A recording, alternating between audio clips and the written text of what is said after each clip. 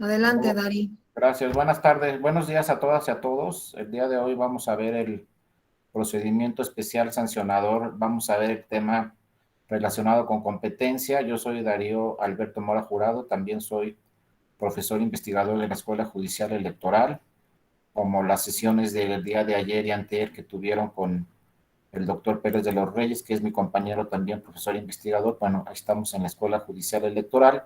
A mí me toca seguirles platicando sobre el tema de la competencia de este procedimiento especial sancionador, y posteriormente también conmigo van a ver las últimas dos sesiones algunos casos relevantes. Entonces, bueno, vamos a ir poco a poco pues, platicando sobre este tema de la competencia, y después, obviamente, en las siguientes sesiones vamos a ver algunos casos relevantes sobre el procedimiento especial sancionador. Ustedes en cualquier momento que quieran participar, con todo gusto lo pueden hacer, simplemente abren el micrófono y toman la palabra sin ningún problema en cualquier momento, porque pues a mí no me gusta mucho que las preguntas y las respuestas sean al final, sino durante el desarrollo de cualquiera de las sesiones que vamos a tener con ustedes. Pues inmediatamente, con cualquier duda que tuvieran, pues abren el micrófono y con todo gusto toman la palabra y participan, ¿no? Este procedimiento especial sancionador, lo que se dice comúnmente el PES, pues muchos no lo saben, pero es un procedimiento que nace a partir de un criterio del Tribunal Electoral. No estaba en la ley, no estaba regulado en la ley, simple y sencillamente, pues empezaron a llegar diversos asuntos donde el Tribunal Electoral estimó que deberá haber un procedimiento para sancionar a los responsables, pero un procedimiento en el cual fuera especial. ¿Qué quiere decir especial sancionador? No es el ordinario, porque ¿qué pasaba con el procedimiento ordinario sancionador? El procedimiento ordinario pues duraba mucho en resolverse. Se presentaban las pruebas, se recababan las pruebas, la autoridad administrativa tenía que hacer toda una investigación, y entonces cuando se resolvía muchas veces pues ya era demasiado tarde. Por eso les digo, el Tribunal Electoral, vía un criterio, que luego lo vamos a ver posteriormente, pues vía este criterio dijo el Tribunal Electoral: no, pues es que necesitamos otro procedimiento además del ordinario, necesitamos un especial que sea mucho más rápido. En realidad, procedimiento especial sancionador quiere decir que es un procedimiento de mucho más rápida resolución, porque es necesario así. Por ejemplo, ¿qué pasó en la elección presidencial del 2006? ¿No? En el 2006, pues en la elección presidencial pasaban y salían los candidatos a la elección presidencial en radio y televisión. Y muchas veces quienes pagaban, fíjense, quienes pagaban estos anuncios en radio y televisión ni siquiera era el candidato al presidente, sino las candidaturas a las senadurías y las candidaturas a las diputaciones eran quienes pagaban la propaganda política, donde el que salía era el candidato a presidente. Y entonces en ese 2006 se cuestionaron muchos anuncios que salieron en radio y televisión, mucha propaganda política, porque decían que estaba prohibida, decían que estaba denigrando a las instituciones, decían que estaba calumniando a las personas. Entonces, cuando salía esta propaganda en radio y televisión, por ejemplo, un partido decía: me está calumniando el otro candidato, y ya sacó esto en radio y televisión. Y es calumnia lo que está diciendo en radio y televisión. Entonces presentaba la queja. Llegaba la queja, y entonces una vez que llegaba la queja, en lo que resolvía el INE, esa queja, en primera instancia, pues ya había pasado una semana, y eso que el INE resolvía rapidísimo en una semana, pues ya había pasado una semana. Entonces imagínense que hay una propaganda política prohibida en radio y televisión, y resuelve el INE y sigue esa propaganda prohibida en radio y televisión, ya pasó una semana y siguen los anuncios, porque contra la resolución del INE nos vamos al tribunal. Entonces los partidos iban al tribunal, el tribunal duraba otra semana en resolver, entonces ya eran 15 días que estaba esa propaganda en radio y televisión afectando el proceso electoral. Y entonces resolvía el tribunal electoral a la semana siguiente, ya habían pasado 15 días, y resuelve el tribunal: hay que dar de baja esa propaganda porque está prohibida. Ah, muy bien. pero pues ya habían pasado 15 días que había afectado el proceso electoral esa propaganda. Entonces de ahí fue cuando se estimó que tenía que haber un procedimiento especial sancionador que se resolviera mucho más rápido, pero además también nació la figura que van a ver posteriormente en las siguientes sesiones de las medidas cautelares. Actualmente ya no sucede así, actualmente se presenta la queja y también inmediatamente quien presenta la queja ante el INE puede solicitar medidas cautelares. Y si se solicitan medidas cautelares, esto quiere decir que la propaganda política que se estime que está prohibida, entonces en ese momento se da de baja. No hasta que se resuelva la queja, sino una vez que se presenta la queja, se dictan medidas cautelares, inmediatamente esa propaganda se da de baja, tenga razón o no tenga razón quien presentó la queja, porque puede afectar el proceso electoral. Entonces, bueno, así nació el procedimiento especial sancionador. Es un procedimiento sumario, es un procedimiento que se resuelve muy rápido, es un procedimiento donde se pueden dictar medidas cautelares inmediatamente que se presenta la queja, pero el tema que nos trae el día de hoy es el de la competencia. ¿Quién es el competente? Y esto ha variado constantemente.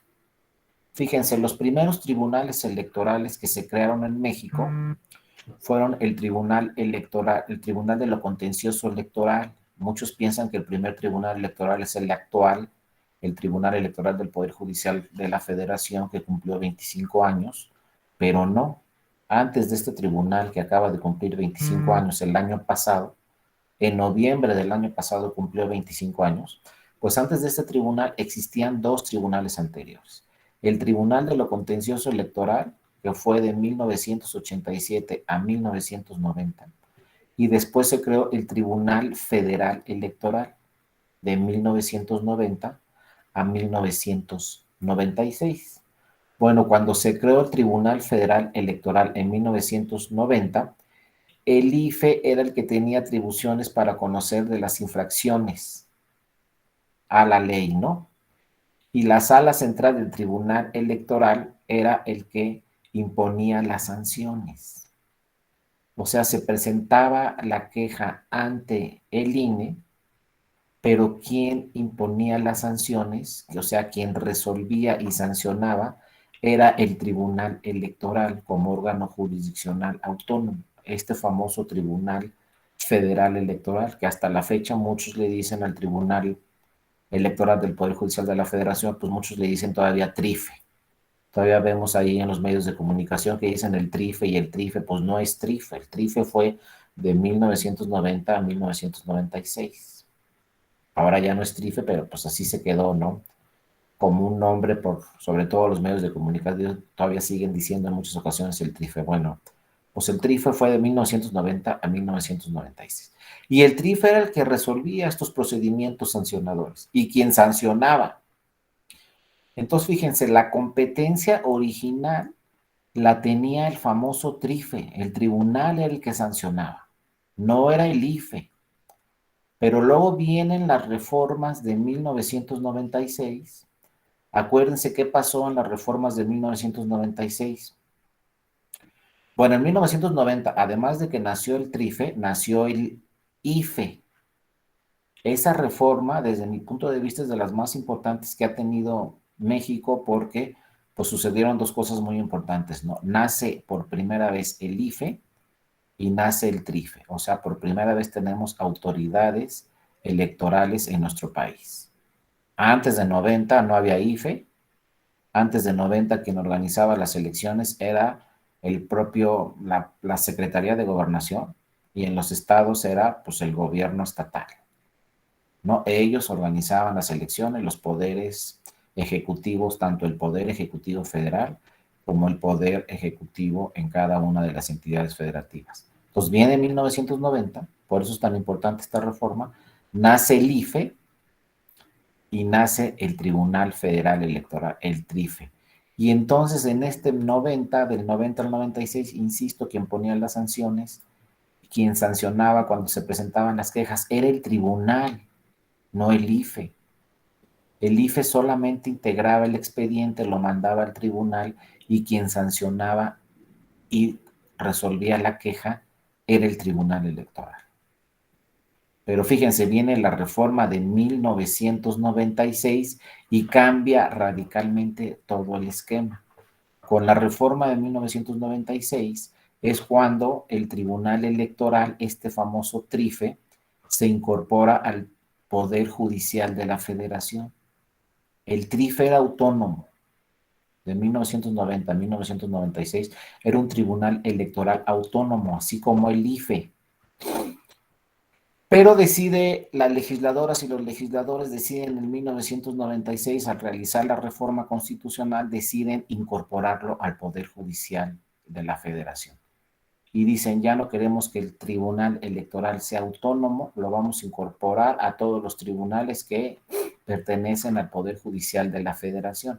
Entonces, incluyen en el Poder Judicial de la Federación al Tribunal Electoral, pero no lo incluyen como a todos los demás tribunales. Sigue teniendo una autonomía muy importante, que en muy pocos países en el mundo sucede esto. Muy pocos países en el mundo tienen un tribunal electoral autónomo y luego lo incorporan al Poder Judicial de la Federación, pero sigue con diversa autonomía. Si estudian en otros países del mundo, va a ser muy difícil que ustedes se encuentren un tribunal electoral incorporado al Poder Judicial de la Federación, pero autónomo. ¿A qué me refiero con que es autónomo? A pesar de que se integró al Poder Judicial de la Federación en 1996. Pues vean, esto muchas veces no nos los creen en otros países del mundo cuando les decimos, es que, ¿sabes qué? Pues sí, el Tribunal Electoral se incorporó al Poder Judicial de la Federación, ahora es Tribunal Electoral del Poder Judicial de la Federación, pero resulta que sus sentencias no las puede revisar ningún tribunal, tampoco del Poder Judicial de la Federación. Entonces, esto es como un híbrido, un caso muy particular, porque todos los tribunales del Poder Judicial de la Federación hay una autoridad que puede revisar sus sentencias. ¿Cuáles son los tribunales del Poder Judicial de la Federación? Pues los juzgados de distrito, los tribunales colegiados de circuito y luego la Suprema Corte, ¿no? Como máximo tribunal. Pues todas las sentencias de los jueces las pueden revisar en los colegiados de circuito y todas las sentencias de los tribunales colegiados de circuito las puede revisar la Suprema Corte de Justicia de la Nación. Entonces ahí está la cadena muy clara del Poder Judicial de la Federación, pero resulta que las sentencias del Tribunal Electoral no las puede revisar la Suprema Corte de Justicia de la Nación. Ahí sí no. Entonces muchos dicen, bueno, lo incorporaron al Poder Judicial de la Federación, pero sigue siendo autónomo porque resulta que sus sentencias no las puede revisar ni siquiera la Suprema Corte de Justicia de la Nación. Por eso en otros países del mundo dicen, bueno, ¿para qué lo incorporaron al Poder Judicial si sus sentencias son definitivas e inatacables? Pues así está el sistema. Y es un sistema que ha funcionado muy bien y está desde 1996. Les digo, el año pasado, en noviembre del año pasado, el Tribunal Electoral del Poder Judicial de la Federación, pues cumplió 25 años, ¿no? Y ahí está el sistema, y durante los 25 años que tiene este tribunal, sus sentencias no las puede revisar la Suprema Corte de Justicia de la Nación. Son definitivas e inatacables. Y ya luego es otro tema, pero sus sentencias tampoco las pueden revisar los órganos internacionales para resolver un caso concreto, porque cuando sí se han impugnado sentencias del Tribunal Electoral ante órganos internacionales, como la Corte Interamericana de Derechos Humanos, sí han sucedido casos. Pero cuando resuelve la Corte Interamericana de Derechos Humanos, como ustedes saben, pues ya el proceso electoral en México terminó y lo que dijo el Tribunal Electoral, pues ya fue definitivo e inatacable. Entonces, las sentencias de la Corte o las recomendaciones de la Corte Interamericana de Derechos Humanos pues servirán para otro proceso electoral posterior, para que se reforme, en su caso, la Constitución, se reforme la legislación en México, pero lo que dijo el Tribunal Electoral en un proceso electoral ya quedó como definitivo e inatacable. Nadie lo va a poder cambiar. Lo que diga el Tribunal Electoral, nadie lo va a poder revisar en ese proceso electoral. Va a ser la última palabra. Les digo, ni siquiera la Suprema Corte va a poder revisar las sentencias del Tribunal Electoral. Por eso es tan importante los precedentes y las sentencias, obviamente, que resuelve este Tribunal Electoral, porque son definitivas e inatacables. Entonces, esto lo traemos a la competencia y les digo, es un problema lo que sucedió, porque resulta que en 1996 pues se incorporó al Poder Judicial de la Federación. En 1996 se dijo también en esa reforma que ahora quien tenía que resolver las quejas, los procedimientos especiales sancionadores, debería de ser el INE, ya no el tribunal. Es decir, cuando el Tribunal Electoral se incorpora al Poder Judicial de la Federación, le dicen en la reforma constitucional y legal, ¿sabes qué? Ahora tú no vas a resolver las quejas en primera instancia. Ahora las quejas en primera instancia las va a resolver el INE y tú vas a revisar las resoluciones del INE. Entonces, a partir de 1996, pues nace esta doble instancia, donde primero resuelve el INE y después las resoluciones del INE las vamos a revisar ante el Tribunal Electoral. Pero ¿qué sucedió de 1996 a 2014 con este sistema donde primero resolvía el INE y en segundo lugar las resoluciones del INE las revisaba el Tribunal Electoral?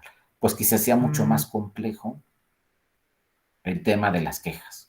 Porque imagínense, si ustedes van y presentan una queja porque, por ejemplo, hay propaganda prohibida en un espectacular, o hay propaganda prohibida en radio, o hay propaganda prohibida en televisión, o hay propaganda prohibida en redes sociales, y ustedes dicen esto no se puede decir, o esto es una calumnia, etcétera, van y presentan una queja, pues la queja la presentaban el INE abría toda una investigación, una vez que abría toda la investigación y recababa las pruebas suficientes el INE, pues el Consejo General del INE, en ese momento, anteriormente IFE, el Consejo General del IFE resolvía el asunto. ¿Y qué sucedía además? Acuérdense, en el Consejo General del INE pues están las consejeras y consejeros. No todos son abogados, porque obviamente el INE pues es un órgano ciudadano donde los consejeros pues también son ciudadanos y no tienen que ser todos abogados, de ninguna forma. Entonces hay politólogos, hay sociólogos, hay de todo en el INE, ¿no? Entonces ellos resolvían la queja, todo el Consejo General. No era un órgano jurídico del INE o del IFE en ese tiempo, no era un órgano jurídico especialista en materia electoral, con abogados en materia electoral, quienes resolvían las quejas. Era el Consejo General, la última autoridad que revisaba las quejas, y no todos eran abogados o abogadas, ¿no? Y entonces teníamos una resolución administrativa del INE o del IFE en ese tiempo, que luego la iba a revisar el Tribunal Electoral, ¿no? Bueno, segunda instancia. Donde en el Tribunal Electoral todos son abogadas y abogados, todos son magistradas y magistradas especialistas en la materia, entonces era una visión diferente, un perfil diferente. Muchos casos el INE los veía de una forma y llegaban al tribunal y el tribunal los veía de otra forma distinta. Entonces, constantemente de 1996 a 2014, pues el Tribunal Electoral revocaba los asuntos del IFE, del Consejo General, porque tenían diferentes visiones, hacían diferentes interpretaciones de la norma, diferentes interpretaciones de la ley. Inclusive el IFE tiene o tenía diferentes atribuciones al tribunal. Eran diferentes atribuciones. Entonces, muchas veces ni siquiera podían resolver de la misma forma el IFE y el tribunal porque tenían diferentes atribuciones. Uno era un órgano jurisdiccional y el otro era un órgano administrativo. Entonces, no se podía resolver igual, ¿no? Ya luego, si se meten tantos cursos de la escuela judicial, pues van a ver, y si entran al tema del control constitucional, pues van a ver cómo el Tribunal Electoral puede interpretar la Constitución de diferentes formas, ¿no? El Tribunal Electoral puede decir esta norma es inconstitucional, alguna ley secundaria, pues el tribunal tiene atribuciones para decir esta norma es inconstitucional, o sea, esta norma es contraria a la Constitución y no la vamos a aplicar, porque es contraria a la Constitución. El IFE no tiene esas atribuciones. Entonces, ahora, a la hora de resolver las quejas, pues el órgano administrativo tenía unas atribuciones y el órgano jurisdiccional tenía distintas atribuciones. Entonces, muchas veces las resoluciones del IFE eran revocadas con las sentencias del Tribunal Electoral, ¿no? Todo esto pasó, insisto, hasta el 2014. Entonces, obviamente, el IFE, hasta antes de la reforma de 2014, pues el IFE no tenía todas sus autoridades administrativas, había autoridades que integraban el expediente y obviamente siempre quien resolvía todos los procedimientos sancionadores, tanto ordinarios como especiales, era el Consejo General del IFE. Así decía la ley, ¿no? El Consejo General del IFE conocía de las infracciones e imponía las sanciones. Iniciaba los procedimientos y dictaba en su momento las medidas cautelares. También el IFE en ese tiempo era el que recibía las quejas, tramitaba y substanciaba todo el procedimiento. Elaboraba el proyecto de resolución la Secretaría General del Consejo General. Ella llevaba todo el asunto, ¿no? Ahí se recibía, ahí se tramitaba, ahí se substanciaba y luego se elaboraba el proyecto de resolución, pero quien resolvía siempre era el Consejo General, ¿no? Del IFE. También había, obviamente, la Comisión de Quejas y Denuncias, donde ahí se revisaba si se iban a aplicar las medidas cautelares o no se iban a aplicar las medidas cautelares, y los órganos desconcentrados que también ayudaban, ¿no?, a tramitar todas estas quejas, ¿no? Conocían y resolvían las denuncias relativas a la ubicación física o el contenido de propaganda política electoral impresa, pintada en bardas o en diferentes anuncios o propaganda que aparecía en radio y televisión. Pero pues quien tenía la atribución para resolver en primera instancia era el IFE. Aquí se resolvieron dos asuntos muy importantes en este tiempo, que acuérdense, se resolvió el asunto Amigos de Fox y se resolvió también el asunto Pemex Gate con motivo de las elecciones presidenciales del 2000. Fueron los dos primeros asuntos que le llegaron al IFE muy importantes. Pero ¿saben cuánto tardaron estos asuntos en resolverse por el IFE? 3 años. En el Amigos de Fox se presentó una queja y se dijo que había un financiamiento paralelo en la campaña de Fox y que este financiamiento paralelo era de un grupo de personas que vivían en el extranjero o de extranjeros, ¿no? De repente llegó a la campaña de Fox ahí un financiamiento del extranjero.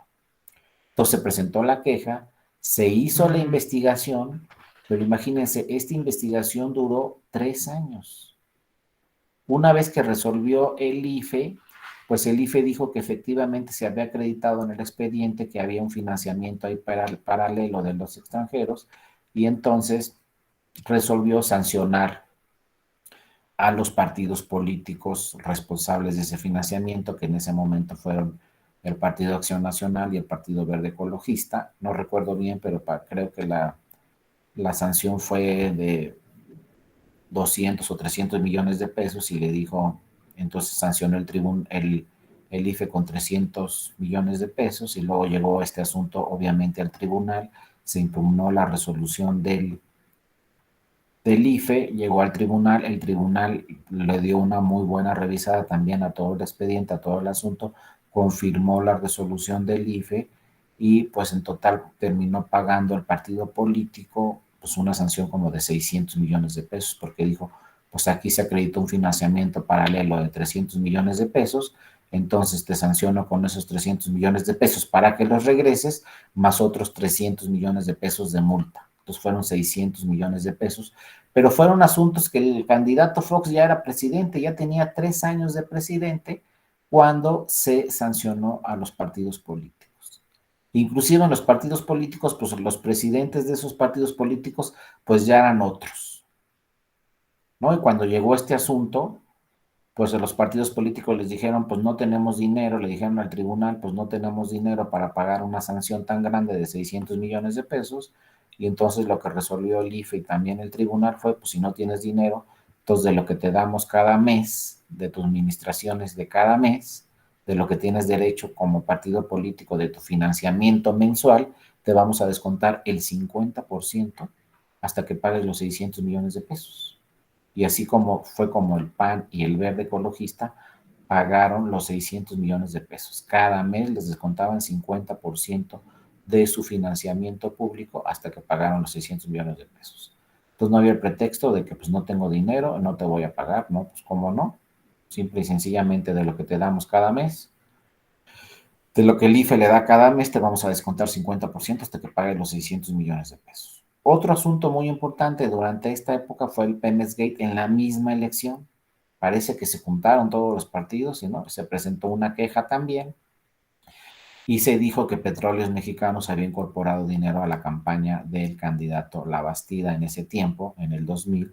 Y entonces, bueno, después también de un asunto que investigó el IFE durante 3 años, pues que donde se metió en varios problemas, en dos grandes problemas que se metió el IFE fue que iba a los bancos, el IFE a hacer la investigación y en los bancos le decían, pues hay secreto bancario y no te podemos decir cuánto dinero hay en estas cuentas. Luego también había secretos fiduciarios y entonces no se podía revisar si había fideicomisos o no a favor de una campaña o no, porque había el secreto bancario y el secreto fiduciario. Entonces lo primero que pasó ahí es que el INE le dijo al tribunal, oye, no me dejan investigar en los bancos, no me dan las cuentas en los bancos porque dicen que hay secreto bancario. Entonces el Tribunal Electoral resolvió que para el dinero de los partidos políticos, como son entidades de interés público, los partidos políticos, y lo que gastan le interesa a toda la ciudadanía y le afecta a toda la ciudadanía porque no son empresas privadas, no son sociedades civiles, no son sociedades mercantiles, son, ¿no?, de interés público los partidos políticos. Entonces el tribunal dijo no aplica el secreto bancario y no aplica el secreto fiduciario tratándose de dineros o de financiamiento de los partidos políticos. Entonces le ordenó a todas las instituciones bancarias el Tribunal Electoral que le dieran las cuentas de los partidos políticos al IFE. Entonces el IFE, al revisar las cuentas de los partidos políticos, les digo, después de 3 años se acreditó que Petróleos Mexicanos incorporó 500 millones de pesos a la campaña de la Bastida Ochoa. Entonces, ¿cómo resolvió el IFE y luego el tribunal? Pues resolvieron que regresaran esos 500 millones de pesos, más otros 500 millones de pesos de multa, 1,000 millones de pesos. Y entonces lo mismo le dijo el Partido Revolucionario Institucional, o sea, el PRI lo mismo le dijo al tribunal y al IFE, pues no tengo dinero para pagar esos 1,000 millones de pesos, pues no te preocupes, de lo que te damos cada mes, te vamos a descontar el 50% hasta que pagues los 1,000 millones de pesos. Y son de las multas y de los asuntos más grandes que hemos tenido en el Tribunal Electoral, ¿no? De las multas más fuertes, más grandes. Las dos se dieron en el 2000, pero ahí se siguió pensando, bueno, es que toda la investigación la hizo el INE duró 3 años hacer una investigación, es una investigación muy compleja, es una investigación que se tiene que revisar todas las cuentas que hay en determinados bancos, todo, quiénes depositaron, quiénes sacaron el dinero, a dónde se llevaban el dinero. Total, eran asuntos muy complejos. Y entonces, bueno, ahí también se pensó en tener dos procedimientos, el procedimiento ordinario sancionador y el procedimiento especial sancionador. El procedimiento especial sancionado no se trata para estos temas como el de Amigos de Fox y el de Pemex Gate. Entonces se dijo el procedimiento especial sancionador va a ser para todo lo relacionado con radio y televisión, que eso se tiene que resolver de inmediato. Imagínense una propaganda política que aparece en radio y televisión que se resuelva 2 años después, pues ya para qué, ¿no? Ya se acabó el proceso electoral, ya acabó la elección, ya para qué nos interesa que nos digan, sí voy a sancionar a esta persona que es responsable de esta propaganda política en radio y televisión. Entonces seguían ahí los temas de la competencia y entonces fue por eso como en el 2014, pues también tuvimos, en febrero de 2014, tuvimos una reforma constitucional muy importante donde se decidió en esta reforma que volvíamos como a 1990. ¿Qué quiere decir eso? Que en el 2014 la reforma constitucional señaló que nuevamente sería el tribunal el que iba a resolver todos los procedimientos especiales sancionadores en primera y única instancia el Tribunal Electoral. Ya no los iba a resolver el IFE. que ahora en 2014 también decidió los legisladores y los legisladores en esa reforma constitucional muy importante de 2014, pues también decidieron que pues el IFE ya no fuera IFE, ahora fuera INE, fuera un órgano nacional en vez de un órgano federal. Le quitaron una F y le pusieron una N, pero fue muy importante porque ahora es INE, quiere decir que es un Instituto Nacional Electoral. Anteriormente era el IFE y solamente tenía competencia con lo relacionado a las elecciones federales. Su nombre lo decía, Instituto Federal Electoral. Al ponerle Instituto Nacional Electoral, pues ahora también se incorpora y ahora quiere decir que el INE pues tiene competencia nacional. Y ahora el INE puede revisar temas de elecciones federales y puede revisar también temas de elecciones en las 32 entidades federativas del país. Tiene atribuciones para revisar lo que sucede en una elección federal y también tiene atribuciones para revisar lo que sucede en una elección local, que ya veremos estas atribuciones posteriormente. Pero además, insisto, en esta reforma 2014, lo que se dijo fue que ahora ya sería nuevamente el tribunal el que iba a resolver los procedimientos especiales sancionadores, ya no el INE ni el IFE anterior. Ahora sería nuevamente el tribunal. Vean, lo que pasaba de 1990 a 1996, otra vez en 2014 volvió a suceder lo mismo y dijeron los legisladores en la Constitución, ahora va a ser el tribunal el que resuelva. Le vamos a quitar esta atribución al IFE, ahora INE, y el que resuelve todos los procedimientos especiales sancionadores va a ser el Tribunal Electoral. Ya no va a tener esta competencia el INE. Y así estamos de 2014 a este 2022, pues quien resuelve todos los procedimientos especiales sancionadores es el Tribunal Electoral. Sin embargo, la queja se sigue presentando ante el INE. El INE es el que dicta medidas cautelares, el INE es el que realiza toda la investigación, porque el tribunal no es una autoridad investigadora, pero una vez que el INE realiza toda la investigación, recaba todas las pruebas, en su caso dicta medidas cautelares, manda el expediente al tribunal, para que sea el tribunal quien resuelva estos procedimientos especiales sancionadores y no entremos en el conflicto que teníamos anteriormente que pues resolvía de una forma el IFE y posteriormente revocaba la resolución del IFE el tribunal y resolvía con otra interpretación distinta al tribunal. Ahora no, ahora es una autoridad única, solamente el tribunal va a resolver todos los procedimientos especiales sancionadores y no lo hará ya en ningún caso, tratándose de procedimientos especiales sancionadores, el INE. No, así quedó en 2014, ya lo veremos posteriormente cómo está ahí, ¿no? Y es muy importante todos estos principios que se han dictado con motivo de estos procedimientos especiales sancionadores desde hace mucho tiempo. Lo primero que se ha señalado pues son cuáles son las atribuciones que tiene el INE, cuáles son las atribuciones que tiene el tribunal y cómo deben de resolver, ¿no? Y pues hay diferentes conceptos. Primero, ¿no? La facultad del Estado para sancionar. Entonces, el Estado es el primero que tiene la facultad para sancionar, para emitir sanciones, en este caso, en materia electoral.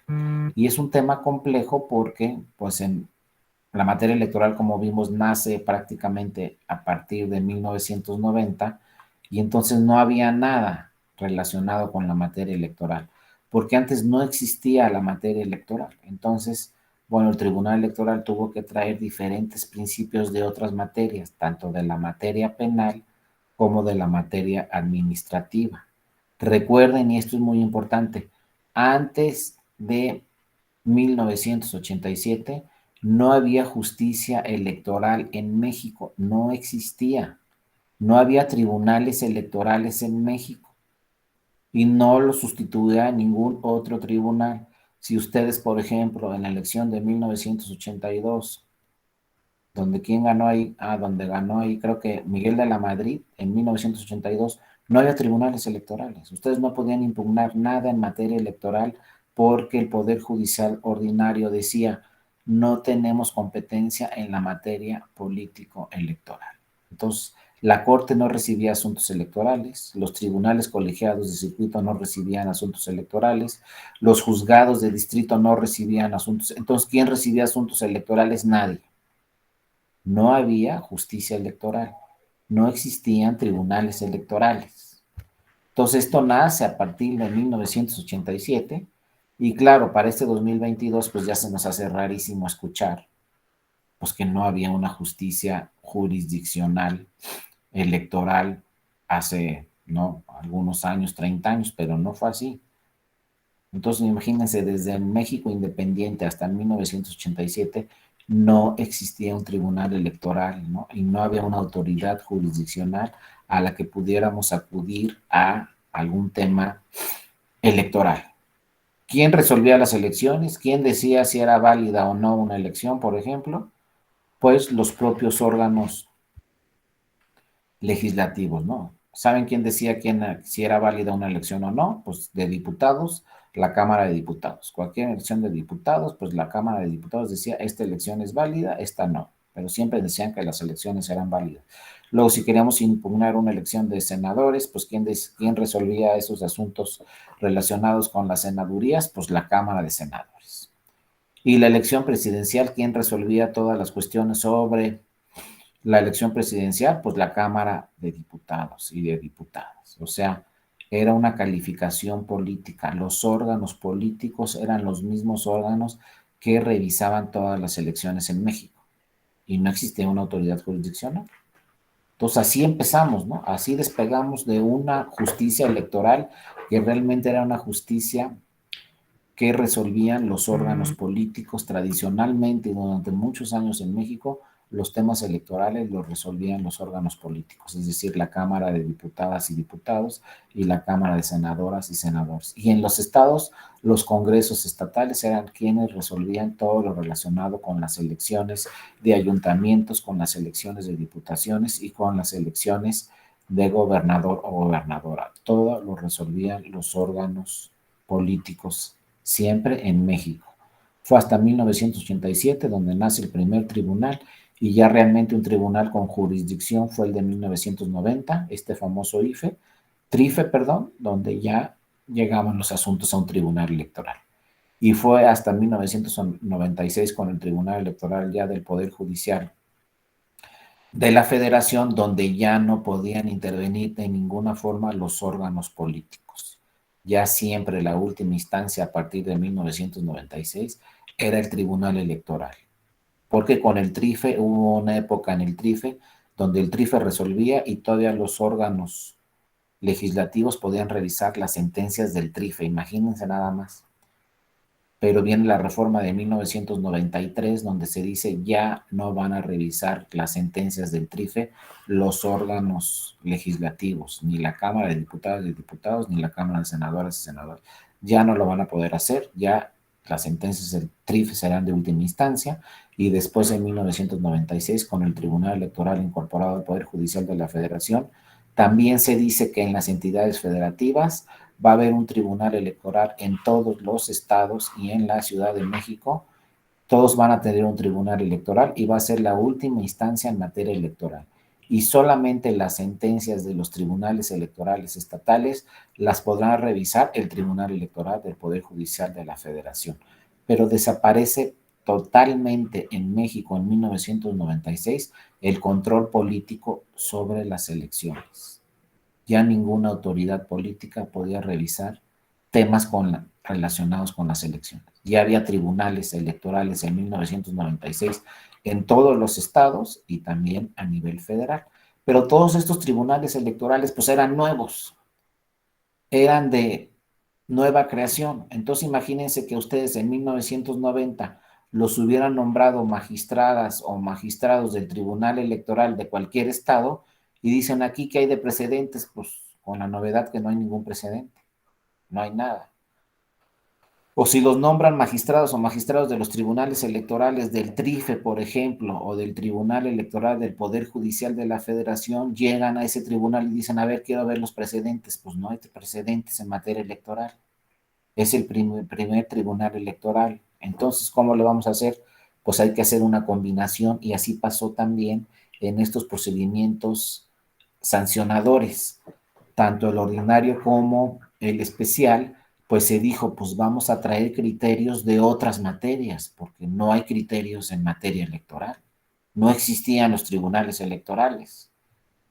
Si yo me dedico al civil, pues está bien fácil. Tengo jurisprudencias y sentencias de hace 100 años o 150 años. Imagínense todos los precedentes que tengo. Si me dedico al penal, pues me puedo ir también a lo que quiera, ¿no? Inclusive en el civil y en el penal puedo empezar desde el derecho romano a ver qué se decía sobre el civil, qué se decía sobre el penal desde los romanos, luego nos vamos, en fin, tenemos muchísima historia y muchísimos precedentes de la materia civil y de la materia penal, también de la materia laboral posteriormente, también teníamos muchísimos precedentes de la materia administrativa, pero entramos al electoral, no había precedentes de nada, no existían tribunales electorales. Por ejemplo, en Europa no hay un solo país europeo que tenga un tribunal electoral, no existe. Entonces, imagínense en México, de repente nos encontramos con esta figura, con esta institución del Tribunal Electoral, pues ¿qué precedentes hay? Pues no hay precedentes. ¿Y cómo le vamos a hacer? Pues no sabemos, pero hay que resolver todos los asuntos que lleguen al Tribunal Electoral. Y hay que crear una serie de precedentes. ¿Quién los va a crear? Pues el propio Tribunal Electoral, porque no hay de dónde agarrarse. ¿Qué ha dicho la Corte del Electoral? Pues no ha dicho nada, porque tradicionalmente el Poder Judicial Federal decía que no tenía competencia en la materia político-electoral. Entonces, ¿qué ha dicho la Corte? ¿Qué han dicho los colegiados? ¿Qué han dicho los juzgados de distrito? Nada. Entonces, en materia electoral, arrancamos así, como se oye, de cero. Entonces, ¿qué había que hacer? Pues, como está aquí en la lámina, pues buscar criterios del derecho penal y criterios del derecho administrativo y incorporarlos al derecho electoral. Por eso muchos procedimientos especiales sancionadores y muchos temas que se ven en estas demandas que se presentan ante el tribunal o en estas quejas, pues van a ver que traen muchas veces pues temas del derecho administrativo y temas del derecho penal, porque no existía realmente la materia electoral y se tuvo que empezar a trabajar pues con criterios penales, con criterios administrativos, que ahora sí, obviamente, después de estos 30, 35 años que empezaron a crearse los tribunales electorales, pues ahora sí ya para el 2022, pues tenemos muchísimos criterios, muchísimos precedentes en materia electoral, pero todos parten, obviamente, de la jurisprudencia y de los precedentes que han dejado los tribunales electorales en México, digo, a partir de 1987, ¿no? Entonces, bueno, posteriormente se dijo en la ley también que estos procedimientos sancionadores electorales, ¿no? Es una secuencia de actos, trámites y diligencias. Es decir, siempre quedó la duda aquí quiénes tenían que hacer la investigación, quiénes tenían que realizar todas las diligencias para integrar el expediente, como si fuera una denuncia penal, pues se presenta la denuncia penal hasta el Ministerio Público, pues en materia electoral se presenta una queja también ante el Instituto Nacional Electoral, pero quedaba la duda, ¿quién tiene que hacer toda la investigación? ¿No será mejor que ya de plano la investigación también la haga el Tribunal Electoral y no la haga el INE? Sin embargo, pues obviamente quienes tienen toda la estructura para realizar la investigación es el INE, no el tribunal, porque el INE tiene autoridades en todo el país y el tribunal no. Entonces, para hacer una investigación, pues la autoridad idónea sigue siendo la autoridad administrativa, porque acuérdense que el INE tiene autoridades distritales en los 300 distritos del país. Entonces, si yo quiero revisar un asunto que sucedió en tal ciudad, pues seguramente ahí hay un consejo distrital del INE. El tribunal no tiene ahí ninguna autoridad. ¿Qué pasó en tal ciudad? Bueno, pues ahí la autoridad administrativa, o sea, el INE, el Consejo Distrital del INE en esa ciudad, pues puede ayudarnos a hacer la investigación. Entonces, por eso, a pesar de que se revisó durante todas las reformas estas que hemos platicado, se revisó si el tribunal tendría que hacer la investigación, pues siempre se concluyó que no, que finalmente la investigación y la recabación de pruebas la tenía que realizar el INE. Y una vez que el INE integrara el expediente, ahora sí manda la integración del expediente, todo el expediente completo lo manda al tribunal y el tribunal resuelve. pero seguirá siendo siempre el INE la autoridad investigadora, la autoridad que va a recabar todas las pruebas sobre esa queja que se presente y una vez que tenga integrado el expediente, pues mandarlo al tribunal. Ya han sucedido muchos casos donde llega el asunto al tribunal y el tribunal le dice, oye, faltan estas 2 o 3 o varias pruebas, entonces regresa nuevamente el expediente, el tribunal al INE para que el INE recabe esas pruebas que faltan, ¿no? Y ahora también, pues han llegado muchos casos donde entramos también a este tema, que es un tema muy importante, que seguramente en una próxima reforma electoral ya se tiene que dar, porque no se ha dado, el de reglamentar este tema de las redes sociales, ¿no? Porque si ustedes ven actualmente la ley, habla de que estos procedimientos especiales sancionadores, estas quejas se pueden presentar por propaganda política que uno estime que esté prohibida en radio y televisión. Pero la ley ya se quedó muy atrás, porque la ley no nos habla de redes sociales. Y si ustedes ven los últimos procesos electorales, pues la mayoría de la propaganda política prohibida aparece por ahí en redes sociales. Y entonces no están reguladas las redes sociales ni en la Constitución ni en la ley. Por eso urge una reforma electoral para que también ya se regule este tema de las redes sociales en la Constitución y también a nivel legal. Porque ahorita vamos a hablar del procedimiento especial sancionador, pero siempre hablaremos de radio y televisión, porque si nos vamos a la ley habla de radio y televisión. Obviamente, la jurisprudencia y los precedentes del Tribunal Electoral ya también hablan de redes sociales, pero no lo habla la ley y no lo señala la Constitución. Es decir, también en todos estos casos el tribunal se adelanta siempre a lo que señala la ley. ¿Y por qué se adelanta el tribunal? Pues porque llegan los partidos políticos, llega la ciudadanía al tribunal, presentan una queja y le dicen que hay una propaganda política prohibida en redes sociales. ¿Por qué se adelanta el tribunal en sus precedentes sobre redes sociales? Porque tiene que resolver asuntos también relacionados con redes sociales, aunque no está en la ley. Entonces, por eso muchas veces el tribunal se adelanta con sus precedentes a lo que dice la ley.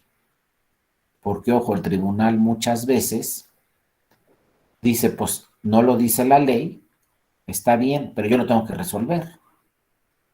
Ese es un tema también que constantemente se enfrenta el tribunal. El tribunal dice, no lo dice la ley, bueno, no lo dice la ley, pero a mí ya me llegó una queja donde me están denunciando una propaganda política en radio y televisión, digo, en redes sociales.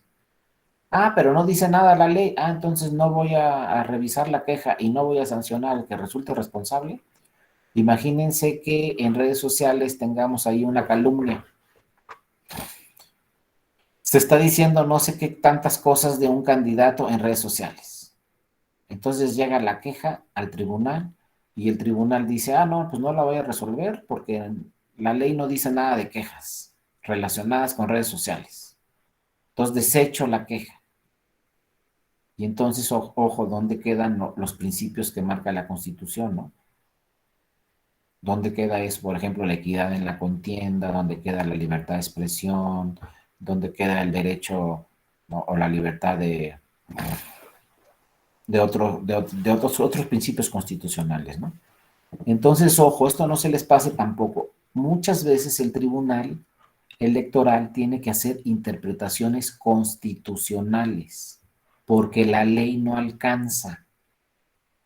Esto muchas veces es difícil de comprender porque uno dice, bueno, si no lo dice la ley, ¿por qué lo resolvió el tribunal aunque no lo diga la ley? Porque el tribunal lo primero que tiene que proteger son los principios que están en la Constitución. Y si yo soy un candidato y me están calumniando por redes sociales o vía redes sociales, yo como tribunal no puedo decir, ah, pues como no dice la ley, pues no voy a resolver esta queja porque la ley solo habla de radio y televisión. Tú me estás denunciando temas en redes sociales, pues desecho tu denuncia. No, porque más allá de lo que dice la ley, el tribunal tiene que resolver vía lo que dice la Constitución. O sea, acuérdense, por eso muchas veces también van a escuchar la palabra, esta palabra que luego resulta muy técnica, el Tribunal Constitucional. Y luego muchas veces oímos por ahí el Tribunal Constitucional y el Tribunal Constitucional Y por ejemplo, el Tribunal Constitucional Español y el Tribunal Constitucional holandés, ¿no? Y el tribunal, así en Europa los denominan casi a todos tribunales constitucionales, ¿no?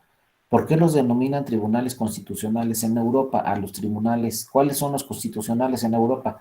Pues los máximos tribunales de cada país, como les decía, Tribunal Constitucional Español, Tribunal Constitucional Alemán, Tribunal Constitucional o Corte Constitucional Italiana, Consejo Constitucional Francés, etcétera, ¿no? ¿Por qué les dicen tribunales constitucionales? Bueno, porque son tribunales que su función exclusiva es proteger lo que dice la Constitución. Eso no se les pasa. Y entonces en México tenemos un gran problema también, que por ejemplo viene un español a México y dice, aquí ¿cuál es su tribunal constitucional? ¿Y ustedes qué contestarían? ¿Cuál es el Tribunal Constitucional en México? O sea, el máximo tribunal que hay en México que protege, más allá de lo que dice la ley, protege lo que dice la Constitución. Entonces, de entrada nos preguntan, ¿cuál es nuestro Tribunal Constitucional en México? Todos van a contestar, pues la Suprema Corte de Justicia de la Nación. Es nuestro Tribunal Constitucional y es un tribunal que protege sobre cualquier norma lo que dice la Constitución. Perfecto, muy bien. Pero si yo les pregunto, ¿y entonces el Tribunal Electoral qué es? Eso no lo saben contestar en Europa, ¿eh? Si ustedes le preguntan a un europeo, ¿el Tribunal Electoral es un tribunal constitucional? Ya no va a saber si sí o si no.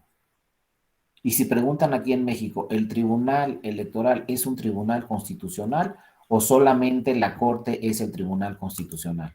Porque en Europa nomás hay uno en cada país. Como les dije, en Europa no hay tribunales constitucionales, electorales. En Estados Unidos tampoco hay un tribunal electoral, en Canadá tampoco hay un tribunal electoral, pero en México resulta que sí. Y entonces este tribunal electoral de México, ¿es constitucional o no? Pues resulta que sí. ¿Y por qué es un tribunal constitucional? Pues porque la propia Constitución le dio atribuciones al tribunal electoral para ser un tribunal constitucional. ¿Y cuáles son los elementos que tiene que tener un tribunal constitucional? Tiene que tener dos elementos muy importantes. Ser la última instancia en su país, o sea, que sus sentencias sean definitivas e inatacables y que sea un tribunal que pueda interpretar la Constitución. Entonces, cuando escuchan tribunal constitucional, quiere decir que no realmente es que es un tribunal constitucional, sino que es un tribunal con jurisdicción constitucional. Y un tribunal con jurisdicción constitucional quiere decir que es un tribunal que puede interpretar la Constitución sobre cualquier otra norma. Y puede decir un tribunal constitucional, esta ley es inconstitucional. Hasta allá son sus atribuciones, ¿eh?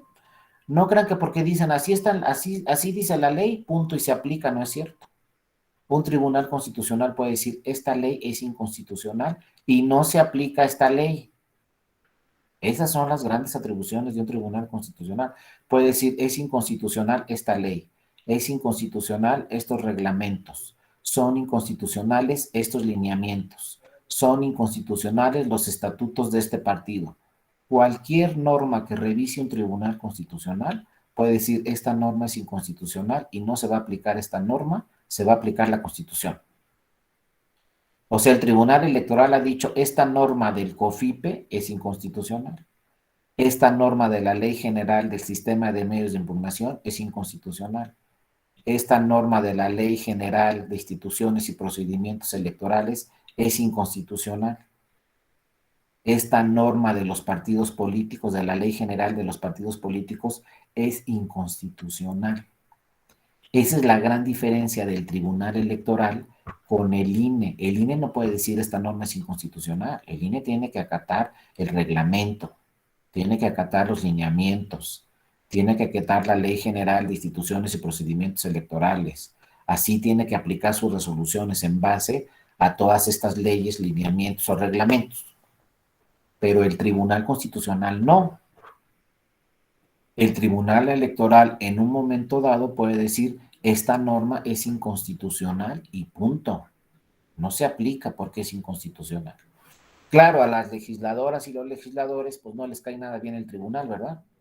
Imagínense que un legislador, ¿cuánto duró en aprobar una norma electoral?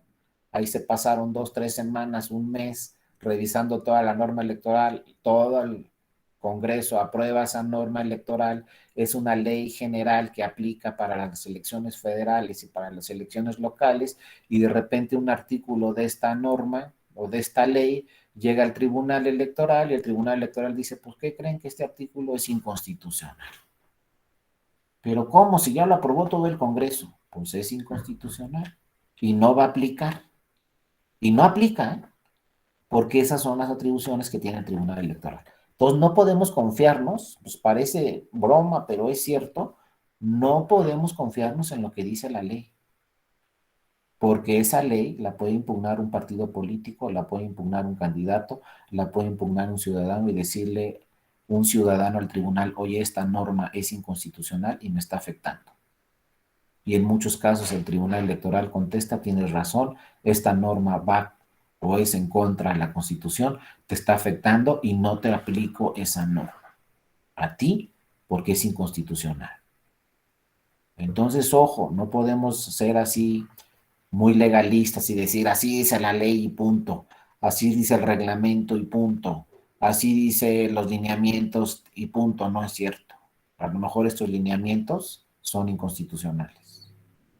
Entonces siempre tenemos que partir siempre de lo que dice la Constitución. Porque, ojo, la única norma que no puede ser inconstitucional es la Constitución. Ahí sí no. A la Constitución nadie le puede mover ni una coma, ni el Tribunal Electoral, ni la Suprema Corte pueden decir esta norma de la Constitución es contraria a la Constitución. Eso no se puede. Lo que diga la Constitución es definitivo y nadie puede impugnar normas constitucionales. Los únicos que pueden modificar la Constitución es el poder reformador, que son la mayoría de las senadoras y senadores, la mayoría de los diputados y diputadas y la mayoría de los congresos estatales. Son las únicas autoridades que pueden modificar la Constitución. Bueno, si todo esto que les dije ahorita lo traemos a las quejas, pues a lo mejor en la ley, insisto, no vamos a encontrar temas relacionados con las redes sociales. Y va a haber muchos temas que no están relacionados con las redes sociales en la ley, pero no podemos, insisto, decir como no dice la ley o como la ley no habla de redes sociales, yo no puedo impugnar alguna propaganda política prohibida en redes sociales. Sí la puedo impugnar y lo que le voy a hacer valer al Tribunal Electoral es que se me está vulnerando, por ejemplo, mi derecho constitucional de la libertad de expresión o mi derecho constitucional del derecho a la información o la equidad en la contienda en un proceso electoral, etcétera, ¿no? Entonces yo voy a llegar con mi queja y le voy a hacer valer al tribunal principios constitucionales o normas constitucionales que se estén vulnerando. Porque quizá no me alcance la ley, porque obviamente, como ya les dije, la realidad siempre va a rebasar a lo que está en la ley. Porque según esto, las legisladoras y los legisladores crean una nueva ley para el próximo proceso electoral. Pero en cada próximo proceso electoral vamos a encontrar nuevos actos que sucedan, nuevos hechos que sucedan, que rebasan a lo que dice la ley. Porque a las legisladoras y a los legisladores no se les puede ocurrir todo lo que pueda pasar en un proceso electoral. Es decir, no lo pueden regular todo. Llega un nuevo proceso electoral y salen cosas que no están reguladas en la ley, porque no se les puede ocurrir todo a las legisladoras y a los legisladores. Entonces así pasó, y así está pasando con este tema de las quejas. Las redes sociales están rebasando a todo lo que dice la ley. Entonces, cuando las redes sociales rebasan todo lo que está señalado en la ley, pues hay que acudir a lo que dice la Constitución. Y muchas quejas de estas relacionadas con redes sociales se resuelven con temas constitucionales, no con temas legales, porque la ley pues no advierte ahí alguna sanción sobre ese tema relacionado con redes sociales. Inclusive se decía en un principio, por ejemplo, lo primero que revisó el tribunal es, ¿se pueden regular las redes sociales o deben ser completamente abiertas y que todo el mundo diga lo que quiera? en ejercicio a la libertad de expresión de todas las personas, ¿no? Y ahí empezaron el tribunal a emitir diversos criterios y empezó a señalar el tribunal, bueno, en las redes sociales se puede decir lo que sea, mientras, por ejemplo, no exista dinero de por medio. Si yo le pagué, por ejemplo, a una persona famosa para que en redes sociales diga voten por tal persona, eso ya se tendrá que regular porque hay ahí dinero de por medio. Entonces se está afectando un principio constitucional que es la equidad en la contienda. No fue espontáneo que esa persona famosa dijera yo quiero votar por tal partido político. ¿Por qué no fue espontáneo? Porque pues, ahí hay un dinero de por medio, se le pagó a esa persona famosa para que hablara a favor de un partido político y obviamente eso puede ser motivo de una queja, de un procedimiento especial sancionador y entonces la ley no nos va a alcanzar en muchas ocasiones porque no está regulado en la ley en muchos casos qué sucede. Entonces ahí tenemos que irnos a los precedentes del tribunal, qué ha dicho el tribunal sobre estos temas. Y luego estos precedentes del tribunal en una próxima reforma electoral seguramente se van a incorporar en la ley. Pero vean cómo fue primero el tribunal el que resolvió todos estos casos y ya después se incorporan a la ley. Y no es que el tribunal se le haya ocurrido, es que llegaron los que participan en un proceso electoral a quejarse ante el tribunal de temas relacionados con redes sociales. Entonces el tribunal está obligado a resolver temas relacionados con redes sociales, aunque no estén regulados en la ley. Los tiene necesariamente que resolver el tribunal y bueno, es ahí donde se van creando precedentes que posteriormente estos precedentes que se van creando pues se van incorporando después a la ley y a la Constitución, ¿no? Y entonces aquí también ha ido evolucionando en este tema de los procedimientos especiales sancionadores, quiénes pueden ser sujetos a sanción. Fíjense, cuando empezó la materia electoral, los únicos sujetos a sanción, ¿saben quién eran? Los partidos políticos. A los únicos que se les podía sancionar eran los partidos políticos. Por propaganda política prohibida en radio y televisión y como vemos, pues también ya en redes sociales, ¿no? Pero posteriormente fue evolucionando la legislación, fue evolucionando la ley y ahora ya cualquiera de nosotros puede ser sancionado, no solamente los partidos políticos. Porque recuerden, por ejemplo, el Amigos de Fox que ya platicamos y el Pemex Gay que ya platicamos, se sancionó al partido político.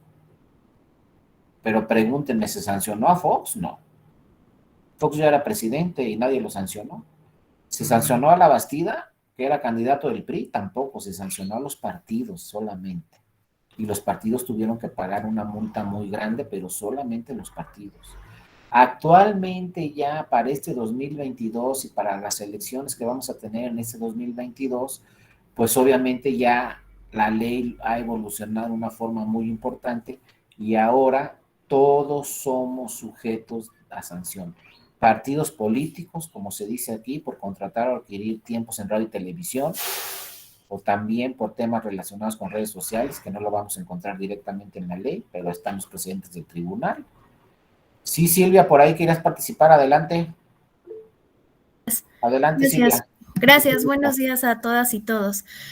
Bueno, ahorita que, que ha estado hablando todo este tema de los principios constitucionales y quiénes, bueno, leyendo la lámina de quiénes pueden ser también los sujetos a infracción, pues me queda aquí en donde dice aspirantes, precandidatos y candidatos, pues el omitir en los informes de recursos recibidos en dinero en especie o los partidos políticos el de contratar o adquirir tiempo en radio y televisión. Aquí me surge una duda que si bien es cierto, el procedimiento especial sancionador es distinto del procedimiento en materia de fiscalización, sucede muchas veces que en la práctica vemos que en el procedimiento especial sancionador la autoridad sustanciadora pues no realiza un principio no hace caso al principio de exhaustividad y no revisa pues los recursos, ¿no? Que se fueron inmersos, no sé, incluso en la colocación de propaganda política, ya sea radio, televisión o en espectaculares o prensa escrita. Pero sucede que en el procedimiento en fiscalización resulta que sí existe la compra se demuestra con facturaciones, con notas y demás, que realmente sí hubo una compra, ¿no? De radio y televisión. Entonces, ¿hasta ahí qué punto se puede conectar ambos procedimientos? Pues para demostrar, porque, bueno, en algún caso que yo tuve, pues en el procedimiento especial sancionador, el tribunal dijo, no, no pasa nada, y lo revoca.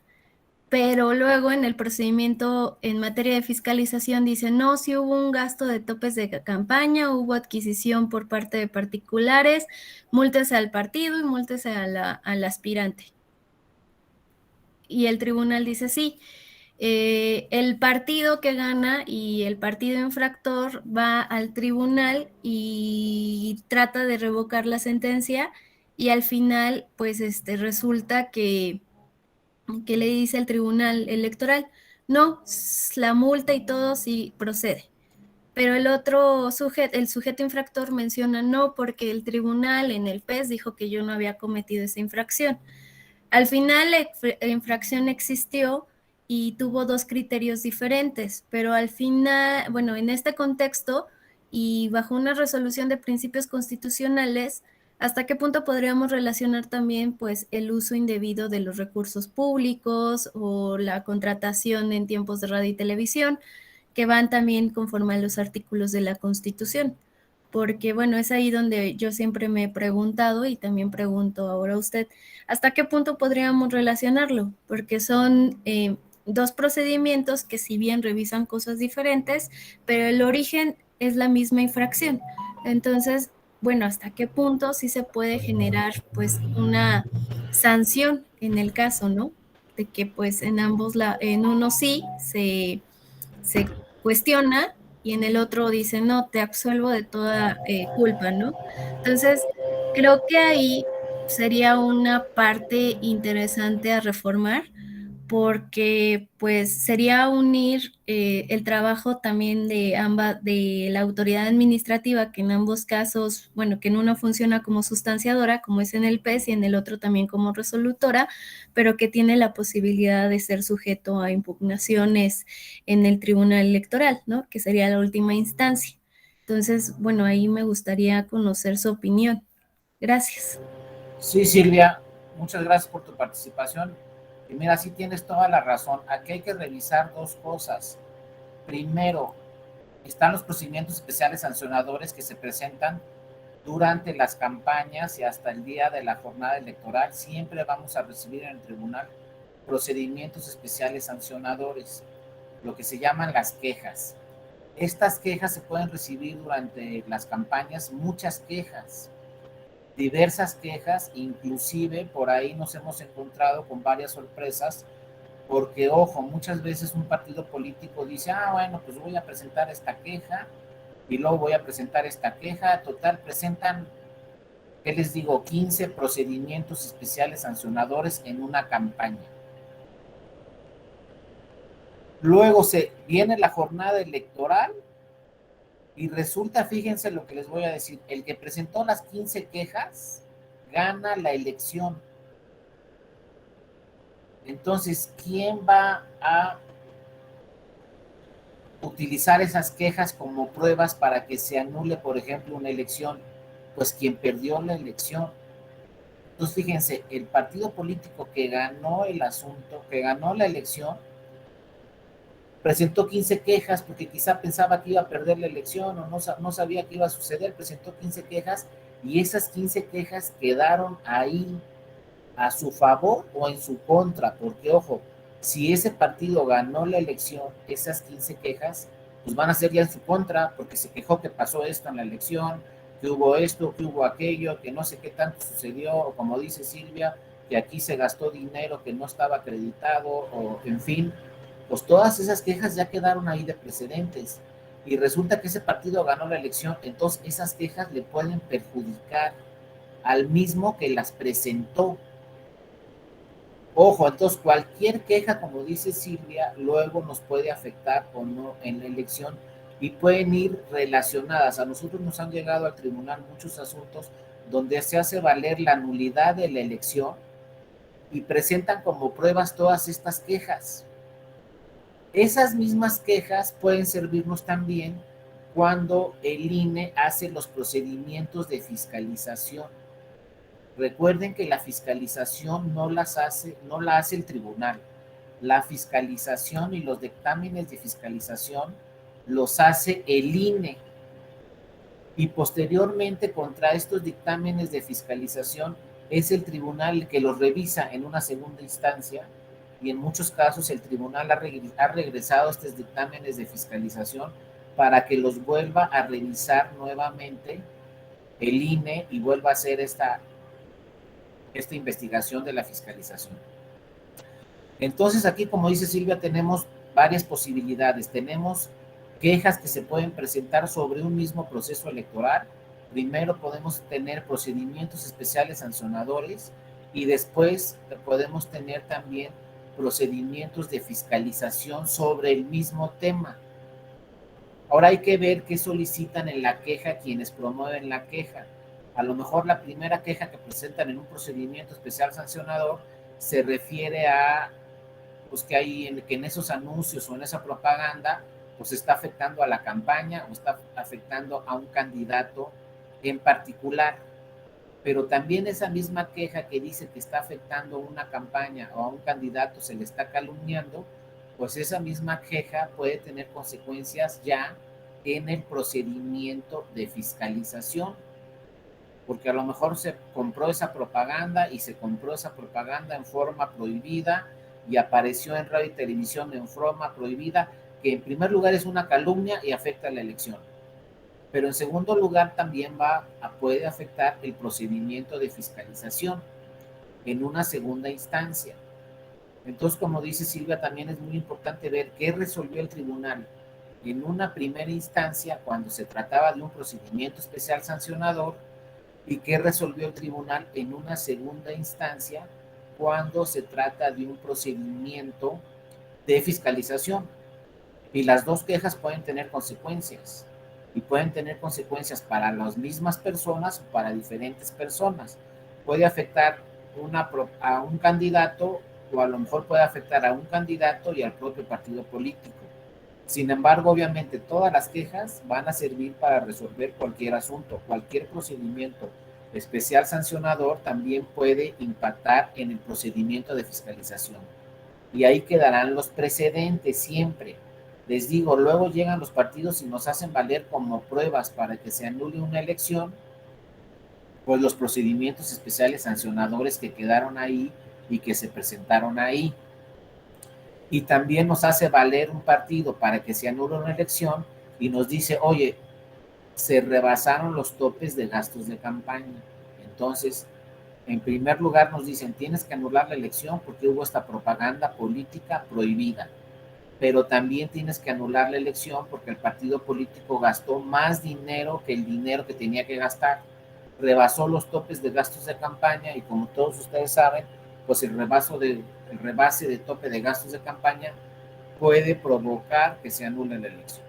Entonces, ahí siempre vamos a tener que revisar todas las quejas que se presenten y también los procedimientos ordinarios y también los procedimientos de fiscalización, es decir, todos son precedentes y todos se tienen que revisar. Ahora, por ejemplo, un procedimiento especial sancionador, primero lo va a revisar la sala especializada del Tribunal Electoral y a lo mejor ahí queda su sentencia, no se va a la sala superior, queda en la sala especializada.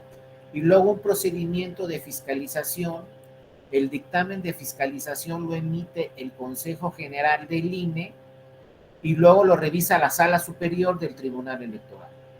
Entonces ya es otra sala del Tribunal Electoral la que va a emitir una resolución sobre fiscalización. Fíjense, puede ser que el primer asunto lo resuelva la sala especializada y el segundo asunto la sala superior.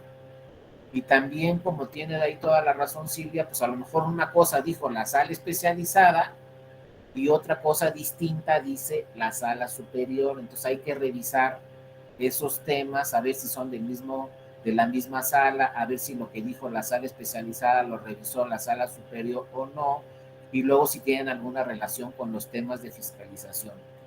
Pero en resumen, insisto, cualquier procedimiento especial sancionador, cualquier queja que se presente, va a quedar ahí como precedente para todo el proceso electoral, inclusive puede servir para temas de fiscalización o puede servir también para temas relacionados con anular una elección, que es lo último que hacen los partidos políticos. Primero presentan las quejas por propaganda política, por redes sociales, por fiscalización, pero lo que finalmente buscan los partidos políticos como última instancia, si perdieron la elección, es que se anule esta elección y van a presentar como pruebas en su demanda todas las quejas que se hayan presentado. Ojo, las quejas que hayan presentado ellos o que haya presentado cualquier otro partido o cualquier otra persona. Todas esas quejas se ofrecen muchas veces para que se anule una elección. Sí, adelante, Nayeli. Mucho gusto. Buen día a todos. Una pregunta en relación al tema que comenta Silvia. ¿No podría ser también el caso que, por ejemplo, tratándose de un PES, dado los tiempos y el tipo de pruebas a las que pudieron aportar en su momento, la autoridad instructora no puede ser inquisitora? Esto significa, a mi punto de vista, que hay ciertas situaciones que no pueden salirse de su esfera jurisdiccional por más que quiera o sepa que realmente hay pruebas que puedan aportar para determinar que sí se cometió la infracción. Esto es, si dentro del expediente no hay pruebas determinantes para concluir que es un elemento importante en materia de fiscalización para poder determinar que se cometió el ilícito, ahí se quedaría el PES. Es por eso yo creo que se presenta la segunda etapa ya cuando se llega al punto de fiscalización, porque ahí los tiempos y las pruebas si son acordes o si hay las suficientes para poder integrar el expediente que determine que se cometió el ilícito. Yo creo que tal vez por esos casos se han presentado de esta manera. No sé, se me ocurre algo así. Sí, así es, Nayeli, tienes toda la razón. Y fíjense, aquí aprovechando lo que dice Nayeli, pues quiero comentarles que hay un problema también con este tema de las quejas y con este tema de los tiempos en un proceso electoral, porque fíjense lo que dice la Constitución y la ley: se puede anular una elección por rebase de topes de gastos de campaña. Y entonces, ¿cómo va a saber el tribunal si se rebasaron los topes de gastos de campaña o no? Pues vía estas quejas que se presenten y vía el procedimiento de fiscalización. Nada más que la investigación sobre las quejas y la investigación sobre la fiscalización que realizan los partidos políticos no la hace el tribunal. Obviamente, como todos ustedes saben, es el INE la que realiza todos los procedimientos de fiscalización. O sea, el INE investiga cuánto gastó un partido político en una elección y luego el INE emite un dictamen de fiscalización diciendo rebasó los topes o no rebasó los topes. Pero ¿cuál es el problema que tuvimos el año pasado, en 2021? Fíjense, el año pasado, en 2021, hubo elecciones en las 32 entidades federativas. Todos los estados tuvieron elecciones, los 32, más las elecciones federales de diputadas y diputados. Y la ley y la Constitución dice que el INE debe encargarse de la fiscalización de todas las elecciones. O sea, ahí en el 2014 el legislador decidió que el INE iba a hacer la fiscalización de todas, también de las locales, entre las 32 entidades federativas. Yo no sé si eso estuvo bien o eso estuvo mal, pero así quedó. Entonces imagínense que en este 2021 si le iba a dar tiempo al INE de realizar toda la fiscalización de todas las elecciones antes de que tomaran posesión todos los candidatos ganadores. Pues obviamente no le daba tiempo al INE de realizar esa fiscalización. Entonces, aquí, como dice Nayeli muy bien, pues muchas veces los tiempos no cuadran, porque el tribunal le decía al INE: a ver, INE, dame la fiscalización de este partido político para yo ver si rebasó los topes o no, y si rebasó los topes, anular la elección o no. Y en muchos casos contestaba el INE: todavía no tengo lista la fiscalización de esa elección. Entonces aquí también tenemos que ponernos a pensar y a ver si realmente tiene la capacidad el INE de realizar la fiscalización de todas y cada una de las elecciones, para que cuando solicite el dictamen de fiscalización el INE, esté listo ese dictamen de fiscalización, perdón, cuando lo solicite el tribunal, porque el tribunal, si no tiene ese dictamen de fiscalización, pues no sabe si anula o no una elección por rebase o no rebase de topes de gastos de campaña. El que le va a decir al tribunal si se rebasaron los topes de gastos de campaña o no, va a ser el INE, pero la pregunta es, ¿le da tiempo al INE de tener todos los dictámenes de fiscalización? Y esto hay que pensarlo para el 2024, porque en el 2024 seguramente vamos a tener elecciones en la mayoría de las entidades federativas, y luego vamos a tener elecciones de diputaciones, de senadurías y de la presidencia de la República. Y si seguimos con este esquema, pues cuántos procedimientos de fiscalización va a tener en tiempo el INE en el 2024. Sí, Abel, adelante. Buenas tardes, maestro. Solamente quiero preguntarle en relación a este tema que estamos abordando, ¿cómo se debe entender y qué hace falta hacer cuando vemos que en la etapa de precampañas, en la etapa de campaña, los partidos políticos presentan un cúmulo de quejas relacionados con la propaganda, ya sea en radio, en televisión o en espectaculares, ¿no? Esto debido a que algunas veces sí es justificable y algunas veces no. Eh, Tengo la experiencia de haber estado en un consejo distrital y en el consejo municipal se presentaban al día 3, 4 certificaciones por cada partido político. Entonces llegaba a veces el secretario del consejo a saturarse de tanto trabajo y generalmente no prosperaba porque, como usted acaba de decir, generalmente el que presentaba más quejas es el que ganaba la elección, ¿no? Y entonces, pues prácticamente lo que pretenden hacer es ir allanando el camino, fabricando pruebas, y es una actuación meramente dolosa, ¿no? Entonces, yo revisaba precisamente la ley general que establece que en caso de nulidad de elección, el candidato que haya provocado la nulidad ya no tiene derecho a participar. Pero fuera de ese caso, no existe otro mecanismo ni otro medio de sanción contra ese tipo de conductas de los partidos.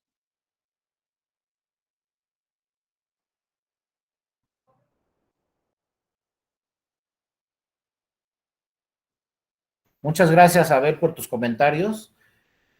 Y miren, por eso yo les señalaba que la materia electoral es muy particular y todavía se tienen que revisar muchos temas y muchos asuntos.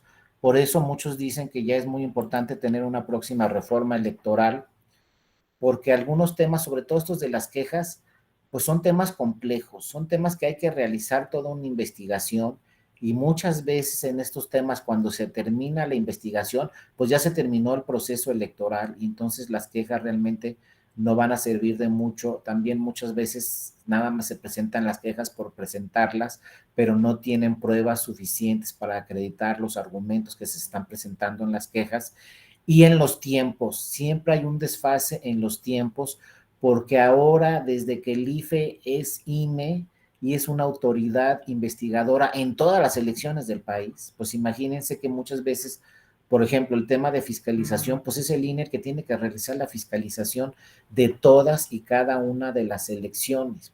Y luego también muchos especialistas han señalado, muchos académicos especialistas han señalado que el tema de radio y televisión está sobre regulado, que por cualquier cosa se presenta una queja, por cualquier tema de radio y televisión, y que realmente en la mayoría de los casos lo que resuelve el tribunal es el potencializar la libertad de expresión y el derecho a la información. Realmente son pocas las quejas donde en realidad esa propaganda política está prohibida o se está acreditando por ahí una calumnia. También en muchos casos, ya lo veremos en las próximas sesiones, ha dicho el tribunal, por ejemplo, que lo que digan los medios de comunicación, los que digan los periodistas se debe de proteger, porque ahí está el tema de el derecho a la información que tenemos todas las personas. Pues poco a poco el tribunal ha ido trabajando principios constitucionales, derechos humanos que están en la Constitución, como la libertad de expresión y el derecho a la información, y son pocas las quejas donde realmente por estos temas de radio y televisión se sanciona a las personas responsables. Entonces sí urge una reforma para regular nuevamente todos estos temas. Y ojo, porque pues en 2021 seguramente sucederá lo mismo en 2024, ya vimos que los temas más importantes ya están directamente en redes sociales. Entonces, por ejemplo, haciendo un comparativo, revisando el derecho comparado en otras naciones, en otros países, sobre todo países de primer mundo, donde también tienen elecciones, pues nos han dicho que en México estamos sobreregulados, que en México presentamos quejas por cualquier cosa, cuando en México deberíamos de proteger a toda costa la libertad de expresión y el derecho a la información. En muchos otros países no entienden cómo, si un artista o una persona famosa dice voten por este partido, ¿por qué lo van a sancionar? Si en Estados Unidos no lo sancionan, en Canadá no lo sancionan, en Inglaterra no lo sancionan, ¿por qué en México sancionamos a una persona famosa que diga voten por este partido o voten por este candidato? Pues es en ejercicio de la libertad de expresión, y si muchas personas lo vieron, pues ya depende de la persona si vota o no por el candidato, por el partido que está señalando a esa persona famosa. Pero nos cuestionan en México, ¿por qué lo vas a sancionar? Solamente porque es una persona famosa que va a escuchar su opinión muchas personas. ¿Dónde queda la libertad de expresión y el derecho a la información? También nos dicen, pues ninguna persona, ningún gobernante, ni el presidente o presidenta, ni la gobernadora o el gobernador, ni el presidente municipal, ni la presidenta municipal se puede pronunciar en un proceso electoral. Y en otros países en el mundo nos preguntan, bueno, ¿y por qué el presidente de la República no puede decir voten por este candidato o voten por este partido? Aquí nos suena así como casi nos duelen las orejas cuando escuchamos que el presidente diga voten por este partido en un proceso electoral. Pero si atendemos directamente a lo que dice la Constitución, a la libertad de expresión o al derecho a la información, ¿por qué un presidente no puede decir voten por esta persona y voten por este partido? Yo voy a votar por él. Yo les recomiendo que ustedes también voten. Bueno, es una opinión. ¿Por qué inmediatamente llegan las quejas y llegan las sanciones? ¿Y por qué está así nuestro sistema? Si en Estados Unidos el presidente quiere ser otra vez presidente y hace campaña en su avión presidencial utilizando recursos públicos y no pasa nada, y es presidente y candidato a presidente al mismo tiempo, y está utilizando recursos públicos, y en todos los lugares donde va dice voten por mí otra vez para reelegirme, y no pasa nada. En Europa también un presidente se puede pronunciar, un gobernador se puede pronunciar a favor o en contra de un partido político y no pasa nada. Aquí en México ni siquiera un regidor puede ir a una campaña, porque si un regidor va a una campaña en un lunes, lo sancionan. ¿Por qué? Pues que era lunes, ¿qué andabas haciendo en la campaña? Si tú eres regidor y tienes que estar en el ayuntamiento, no en la campaña.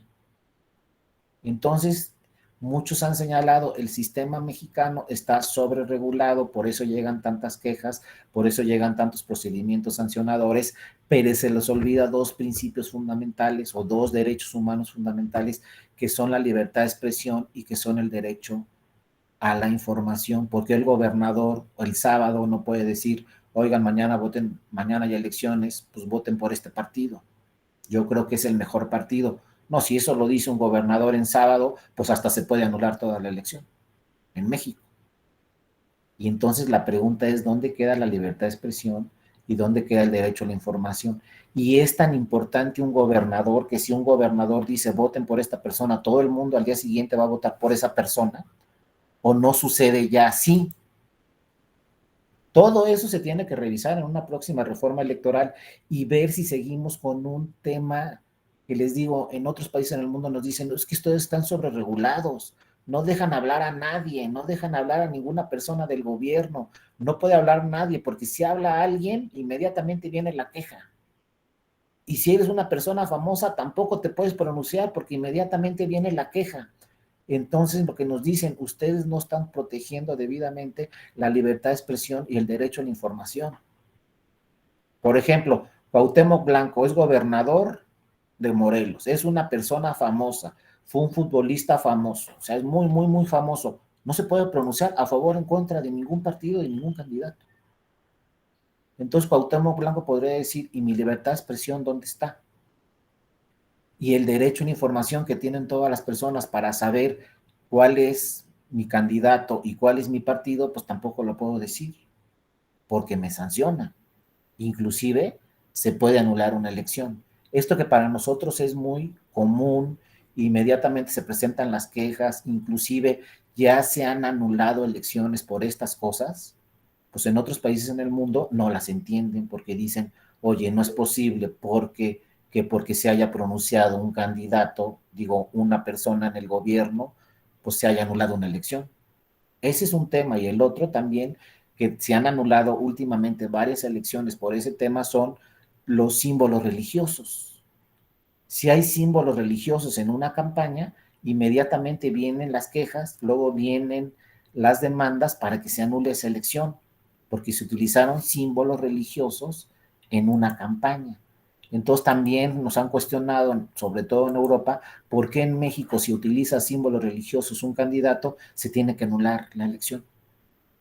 ¿Dónde queda la libertad de expresión y el derecho a la información de ese candidato, de toda la ciudadanía? Entonces un candidato no puede decir soy católico, o no puedo decir yo estoy con la Virgen de Guadalupe, o no puedo utilizar símbolos, porque se anula la elección. Se anula, no crean que lo sancionan con 10 pesos. Eso puede provocar armar una nueva elección. Y para nosotros es muy común, mira, utilizó símbolos religiosos, presenta la demanda y luego el tribunal anula la elección porque así dice la Constitución, no se puede utilizar símbolos religiosos. Hay un artículo de la Constitución que dice separación iglesia-estado. Y entonces eso puede provocar que se anule la elección. Pero ojo, eso en otros países del mundo no lo entienden, no lo comprenden. Inclusive hay países en el mundo donde hay partidos políticos que tienen nombres, por ejemplo, el partido cristiano, el partido católico, el partido así se llaman y no pasa nada. En México no podemos utilizar símbolos religiosos. ¿Hasta dónde lo dejamos así o hasta dónde buscamos que ya no sea tan sobreregulado el sistema, ¿no? Sí, adelante, Nayeli. Yo creo que a diferencia de otros sistemas políticos en diversas partes del mundo, México tiene una particularidad. En especial, los mexicanos tenemos la capacidad creativa. Entonces, yo creo que en atención a esa capacidad creativa se ha perdido la facultad de poder distinguir esa línea delgada que existe entre la libertad que tengo yo como gobernante de informar y tú de gobernado de recibir la información. Entonces, yo creo que por eso estamos sobreregulados, porque tenemos una sobrecapacidad para poder crear un sinnúmero de actividades que evaden la norma jurídica, en especial en este caso la norma electoral, ¿no? Y aunado al fanatismo que podemos tener muchos inclinados a cierta religión o cierto partido político, ciertos símbolos, ¿no? Entonces, yo creo que si primero nosotros moderamos nuestra capacidad de poder evadir las leyes, no tendríamos la necesidad de tener tantas normas que nos restrinjan en cuanto a libertad de expresión, como por ejemplo el caso del derecho de réplica. El derecho de réplica no está regulado y pobre del que pretende ejercer su derecho de réplica porque tiene que pagar para ser escuchado cuando él es el ofendido directamente, ¿no? Entonces yo concuerdo con ustedes que hay muchas cosas que reformar, pero yo creo que también tenemos que educarnos en general.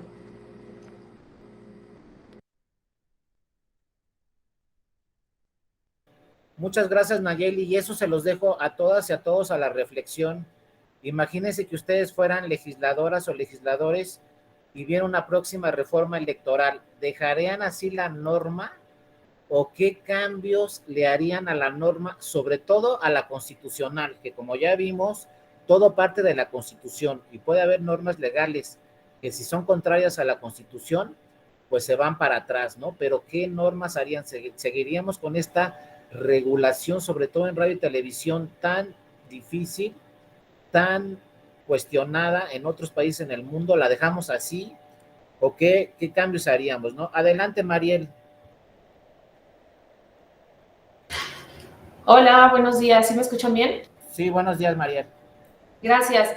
Bueno, solamente me parece muy interesante este planteamiento que nos expone de la libertad de expresión que tenemos garantizada desde la Constitución, que es para, ahora sí que para todos, pero ¿hasta qué punto se contrapone esta libertad de expresión? O sea, yo sé que es una pregunta que a lo mejor ya se han planteado en alguna ocasión, pero ¿hasta qué punto se contrapone este derecho de a libertad de expresión con el tema en específico de cuando concluyen las campañas electorales, cuando comienza la famosa veda electoral, que son unos días de silencio, y que precisamente algunos partidos políticos se han valido de personas, de los famosos influencers, para poder tener pues esta apertura, esta comunicación con la gente que muchas veces las personas pues siguen a este tipo de influencers en redes sociales y que además pues todavía no hay una regulación y que bueno, como bien decía usted, pues el hecho de que en México tengamos una sobreregulación en este tipo de temas también complica un poco las cosas, porque en alguna ocasión yo escuchaba a algún ponente y decía, a ver, es que va a llegar un momento en que vamos a tener una ley para todo en específico y pues no podemos tener una ley para cada caso en específico, tendría que ser una ley general y bueno, pues hasta aquí mi planteamiento. Sí, muchas gracias, Mariel, por tu comentario. Y fíjense, este tema de la veda electoral también es muy importante porque hemos tenido casos últimamente en el tribunal donde en estos 3 días antes de la elección, pues nadie puede decir nada. Nadie se puede pronunciar. Y otra vez viene el mismo problema. ¿Y dónde está la libertad de expresión y el derecho a la información? ¿Por qué 3 días antes de la elección nadie puede decir nada? Pues dice la ley, para que reflexiones tu voto y no estés presionado por nadie. Pero lo dejamos así en una próxima reforma. ¿Está bien la veda electoral que nadie se pronuncie 3 días antes? ¿Está bien que se limite nuestra libertad de expresión y nuestro derecho a la información y nadie diga nada? Y luego hay otro problema. Se pronuncia, por ejemplo, una persona famosa en el tiempo de veda. Se pronunció una persona famosa y dijo voten a favor de este partido político el sábado. Fíjense cómo está nuestra legislación. Hay otro problema. Bueno, ya se pronunció, está prohibido por la ley, lo sancionamos. Pero eso también alcanza para que se anule la elección o no. ¿A cuántas personas afectó que se haya pronunciado esta persona el sábado, un día antes de la elección? Ya lo vamos a sancionar porque se pronunció, pero nos alcanza para anular o no la elección. Y esos temas se lo dejan al tribunal. ¿A cuántas personas afectó que esa persona famosa dijera voten por este partido? Y el tribunal tiene que resolver, ya lo vamos a ver en las próximas sesiones, este famoso tema de la determinancia. ¿Fue determinante para el resultado de la elección o no fue determinante que se haya pronunciado esta persona famosa en una etapa de veda electoral, es decir, un sábado antes de la elección? ¿Era tan famosa que sí afectó la voluntad ciudadana y la elección o no la afectó? Sí, adelante, Salomón. Buenas tardes ya. Ya, buenas. Un gusto saludarlo, doctor, nuevamente, compañeras y compañeros. Yo considero que nuestro país es muy peculiar. En nuestro país existen muchas limitaciones, sanciones, leyes prohibitivas. Por ejemplo, en comparación con otros países como en Estados Unidos, ¿no? Por dar un ejemplo, el financiamiento público y el privado. En Estados Unidos pues se permite que sea el privado. Aquí en México se permite en muy poco porcentaje, pero la realidad es otra. O sea, se prohíbe algo, pero la realidad que vivimos es otra. nos damos cuenta que en muchas ocasiones hay financiamiento privado, ilícito, de los mismos recursos públicos. Yo considero que sí se debe hacer una reforma, pero que también tiene que ir de la mano de un fortalecimiento en la educación básica, para que nuestro proceder, nuestra actitud, nuestro carácter como ciudadanos sea diferente. ¿Por qué? Porque como nuestro país es pluricultural, entonces existen espacios en donde está muy arraigado, como decía una compañera, ¿no? Lo religioso, las costumbres. A mí me tocó en una ocasión escuchar de un político, era también licenciado en Derecho, que él y su familia siempre fueron muy castigados, en el sufragio, porque les inventaron bueno, los calumniaron de que en su lugar de origen, donde ellos viven, se habían robado una imagen. Entonces, cada vez que son profesionistas, ahí se dedican a la política, cada vez que se lanzaban a un cargo, pues sacaban la misma historia y la gente les daba el voto de castigo. Otro ejemplo es de que en este proceso electoral pasado acudí al ayuntamiento a realizar una plática de violencia de género. Entonces yo al estar agendando con la encargada ahí en el ayuntamiento, me advirtió. Yo le decía que si por favor me daba unas sillas, unas mesas, yo iba a llevar lo demás. Dice, sí, todo eso está bien, pero el sonido no, el audio no, porque ese lo traen ahorita en la campaña. Entonces, como dice una compañera, si nuestra actitud también tendría que ir cambiando para no abusar, no ir más allá de darle la prioridad a seguir en el poder, a una campaña, que a brindar los servicios públicos a la ciudadanía. Pero sí estoy de acuerdo con usted que debería haber una reforma. Ya por último, comentarles que anteriormente aquí en el Estado de México se les prohibía a los funcionarios electorales que estuvieran afiliados. Entonces muchos decíamos, pues, el que estés afiliado a un partido o en tu juventud te hayas afiliado a un partido no quiere decir que vas a ser parcial. O sea, puede haber alguien que no esté afiliado y sí ser parcial. Entonces, ha ido cambiando, aquí en el Estado de México ha ido cambiando la ley y gracias pues a la convencionalidad, ¿no? A los derechos humanos, de que también protegen el que uno pueda ser, afiliarse libremente, ¿no? Gracias, doctor.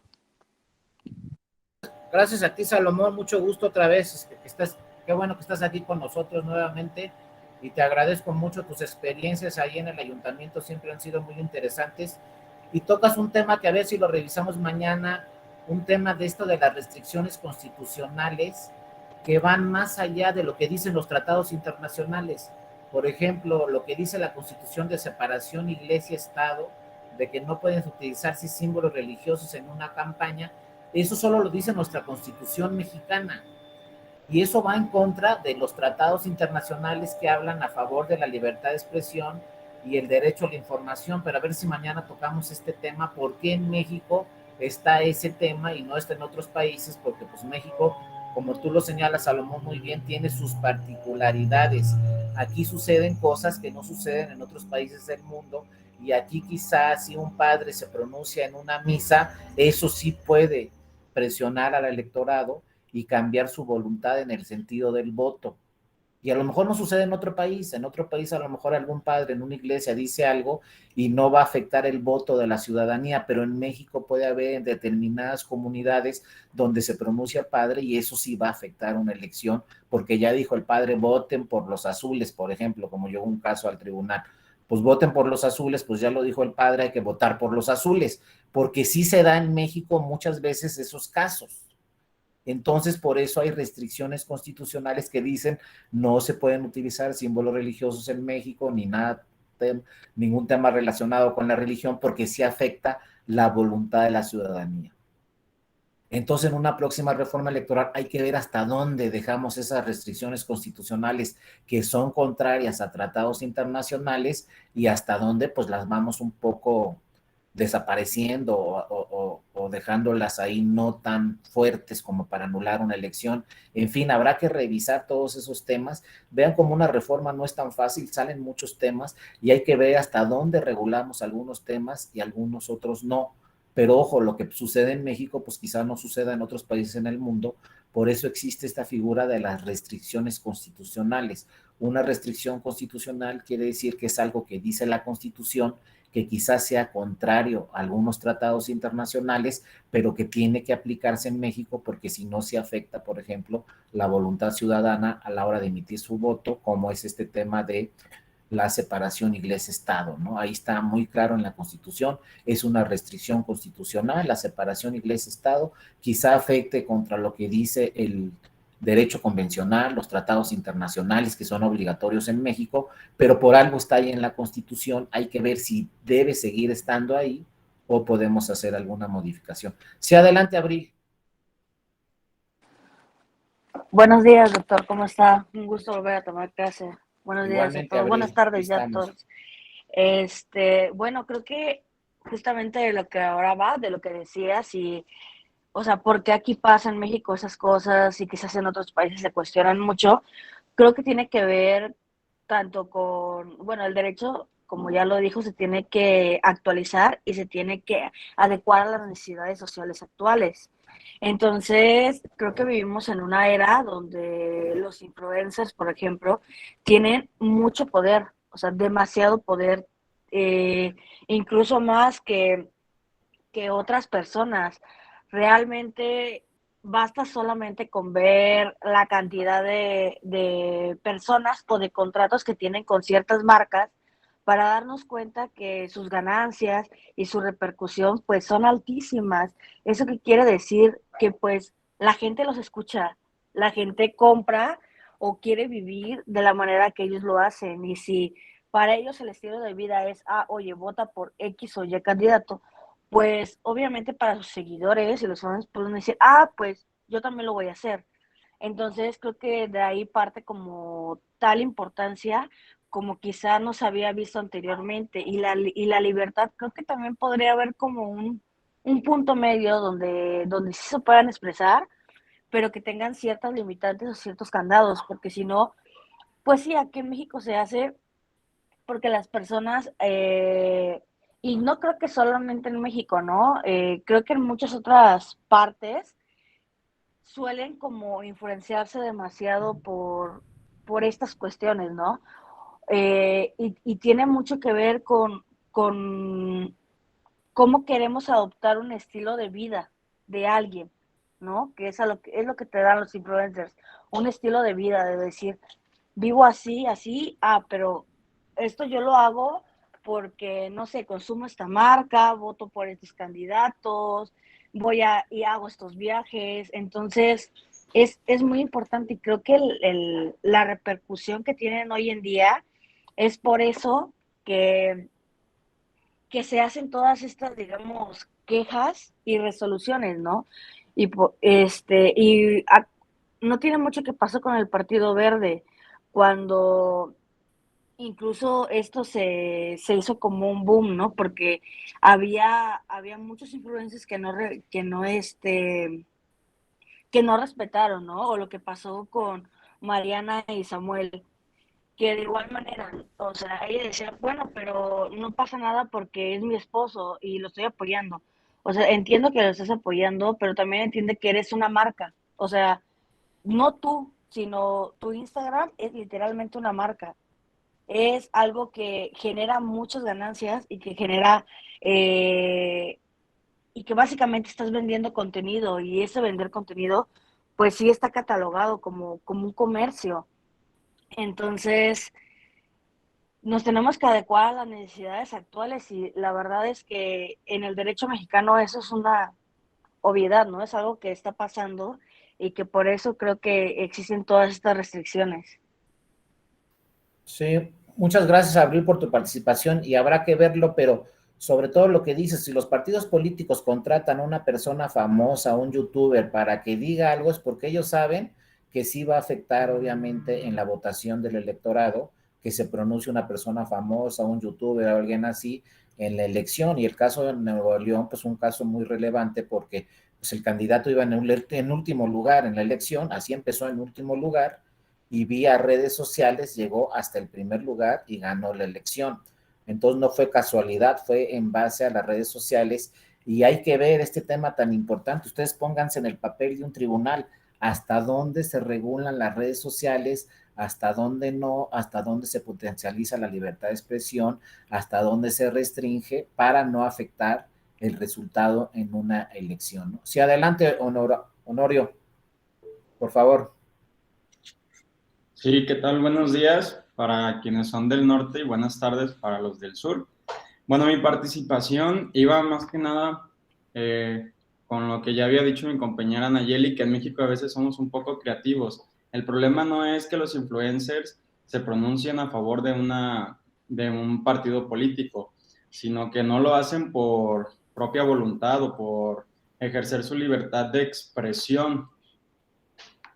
Sabemos, como dice, que somos creativos y que esta se encuentra viciada porque, como ya se comprobó con un partido que acaban de mencionar, los influencers recibieron una remuneración económica para hacer estos anuncios. Cuando no estaban dentro de la fiscalización de los partidos, o sea, rebasaban los topes de gastos de campaña porque se hacían de manera ilícita.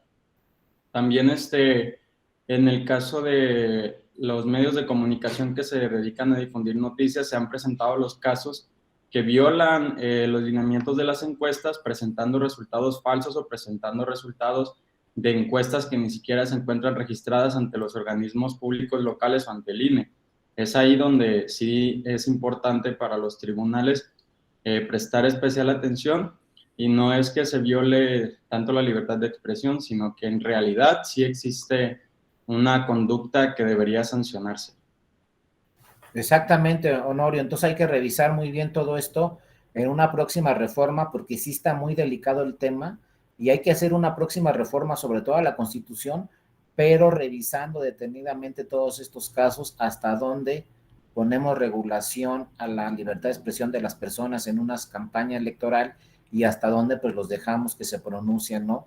Sobre todo, como lo ha dicho el tribunal ya en diferentes precedentes que vamos a ver, si no es espontáneo, sí se tiene que revisar el tema y en su caso sancionar a los que resulten responsables si es que se está pagando algún dinero en una campaña electoral, alguna persona famosa, algún youtuber. Si es espontáneo, pues ya cuesta más difícil, será mucho más difícil la sanción, porque bueno, ahí están el principio o el derecho humano de la libertad de expresión, que es un derecho constitucional y un derecho de los tratados internacionales. Entonces habrá que ver hasta qué punto podemos regular este tema de las redes sociales y hasta qué punto podemos dejar que se pronuncie cualquier persona durante una campaña electoral. Bueno, compañeros y compañeras, se nos acaba el tiempo, pero bueno, mañana tenemos otra vez, así como dicen en la televisión, tenemos esta sesión a la misma hora en el mismo canal. Mañana nos vemos nuevamente a las 11 y acuérdense que posteriormente en las últimas sesiones de este curso también voy a estar con ustedes, entonces podemos tocar algunos otros temas mañana y ya en las últimas 2 sesiones, como en 1 o 2 semanas, pues ya veremos ya algunos casos que ha resuelto el tribunal, algunas sentencias, les vamos a revisar qué ha dicho el tribunal, pero les digo, lo más importante ahora es ver a futuro y pues ver qué vamos a hacer en una próxima reforma electoral. Por lo pronto les agradezco mucho a todas y a toda su atención. Nos vemos mañana. También le agradezco mucho a la maestra Kenia Hernández por darnos seguimiento en la presentación del día de hoy. Que estén muy bien. Nos vemos mañana. Cuídense mucho. Hasta luego. Hasta mañana. Hasta luego. Gracias. Gracias, doctor. Hasta mañana. Buen día. Gracias, doctor. Hasta mañana. Bien.